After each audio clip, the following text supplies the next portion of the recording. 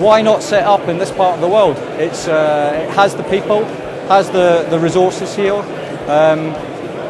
and it's a great place to live and work.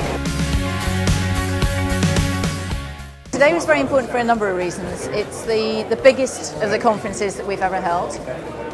It means that we've had international speakers. We've also had some local speakers right the way across the type of interest that we've got in the southern North Sea.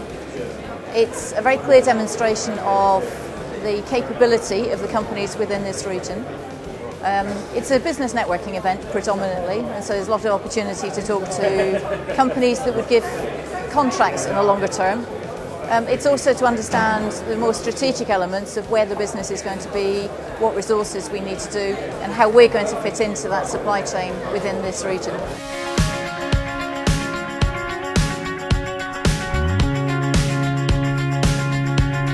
The East of England Energy Group has been a powerhouse to bring people together.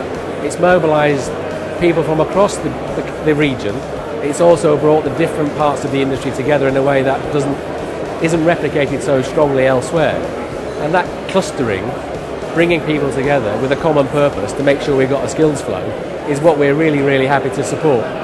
And I think the opportunity is there for the taking. We have to broaden our horizons. You know, we have to go and work in the Netherlands, we have to work in Germany. It's part of our doorstep is maybe a little bit bigger, and I think people need to, local companies who are maybe slightly smaller and further down the supply chain, need to maybe work a little bit harder to get out there and tell people what we have here and how good we are. I think Eeegr is a great vehicle to do that, and people who are not members should be encouraged to join, because certainly we get a lot of value out of it. Well, our focus is on a worldwide basis when it comes to where we ply our trade. You know, but we do that with the people who have the expertise, and they are from this part of the world. You know, we have that 47 years of experience in the southern sector in oil and gas, and we're exporting that into offshore wind. So why not set up in this part of the world?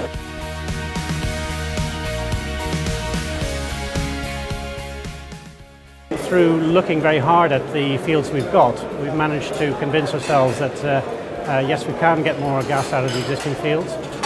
We can lower the costs, which allows us to run the fields for longer. But in doing so, if we're running them for longer, we have to spend some money on the aging facilities to get them to a point where we can operate them safely and reliably.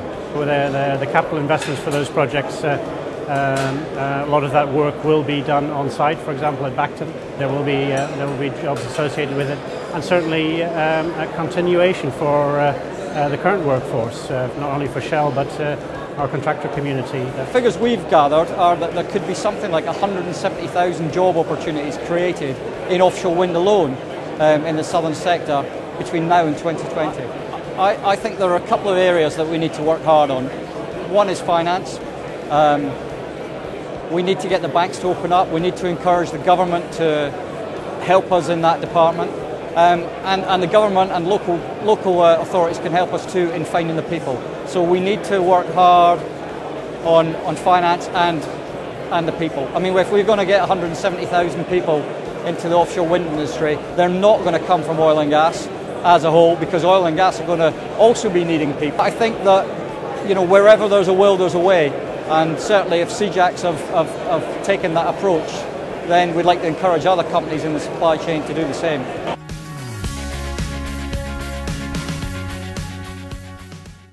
This year, the oil and gas industry in total is likely to spend just under $600 billion worldwide on its exploration and production activities. Of that, around in the next 5 years, 200 billion is going to be in deep water. So the offshore industry is of fundamental importance. It's of fundamental importance because conventional oil production is declining very dramatically. And really, the way ahead is more and more offshore. And that's going to mean more and more deeper waters, more and more technical challenges. And indeed, we have such a wealth of expertise in this region that is already exporting considerable amounts of goods and services to the offshore industry across the world. The only way is up.